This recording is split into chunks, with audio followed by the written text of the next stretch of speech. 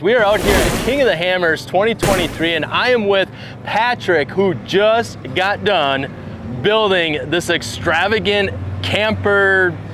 I'm not even sure exactly what to call it, but he ended up going with some 35 10.5 Kenda RTs with this, and we just happened to catch Patrick here at King of the Hammers. So we asked him if we can get him to talk about this thing and tell us all about it. So Patrick, if you want to go ahead, just give us a breakdown on this, like what year it is, what is this exactly? All right, so this is a 1983 Toyota Sunraider. Pretty limited run relatively of these things.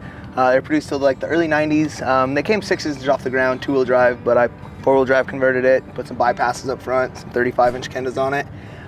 Motor swap, and we're having a blast out here at Hammers. Awesome. Now you guys you're just camping right in your motor. Yep. Now, do I call it a motorhome or do I call it a camper? I mean, what? Titled as a motorhome. So okay. Insurance so is cheap. Your Toyota Motorhome, and you guys are camped right out here, somewhere in the desert. Yeah, we're out actually a couple miles out in the desert on the lake bed, so yeah. We're having a good time bobbing through the whoops. You know, people are pretty blown away at this thing. So and you have your own business, and that's what you do is you convert these into. Yeah, I own and run Elevated Overland, and we're in Southwest Colorado, Northwest New Mexico. We build these out for overland drives and all that good stuff. So. Yeah, that is awesome. So camping out here at King of the Hammers in his custom built Toyota Motorhome with the 35 by 10.5 inch Kenda Klever RTs. And how have the tires been for you? So I got the rears down to about 4 pounds, believe it or not, and they're doing great. The front's at about 8, the rear's at 4, and they do phenomenal in the dry lake bed. I watched a couple guys struggle out there in their trucks, and I'm driving past them in my RV, so it's a good time. That's pretty cool. And about,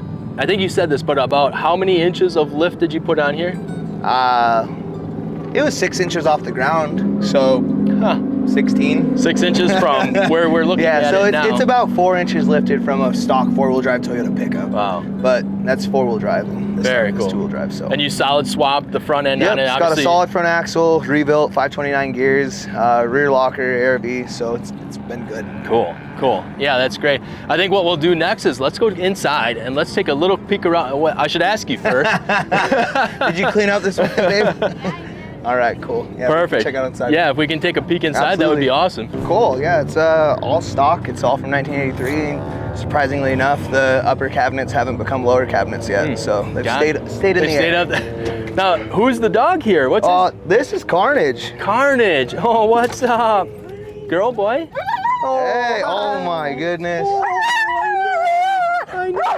So yeah, everything's original from 1983. You got the cab over where you sleep, pass through so you can go mob, without having to go outside in the rain and all that stuff. So what'd you use for a transfer case then? It had 4.7 gears in it, but the T case I put in it was actually bad. It's from my crawler. I didn't realize. Long story there. Yeah. But so kept the knob just because it looks cool. But yeah, it's just Toyota T case and W56. I will put duals in it eventually, but right now it's just nice to have it running and driving and get you out of the shop. Talking about retro off-road, just pack in and go, and you can pretty much almost go wherever you want. As long as it's within 30 degrees. It doesn't like side hilling too much. Yeah, it's a trip if you get in here when it's like 20 degrees. But still better than being 6 inches off the ground like it was. Absolutely, absolutely. So it's a blast. Yeah, it's a fun truck. It's very cool. And so, what are your future plans for?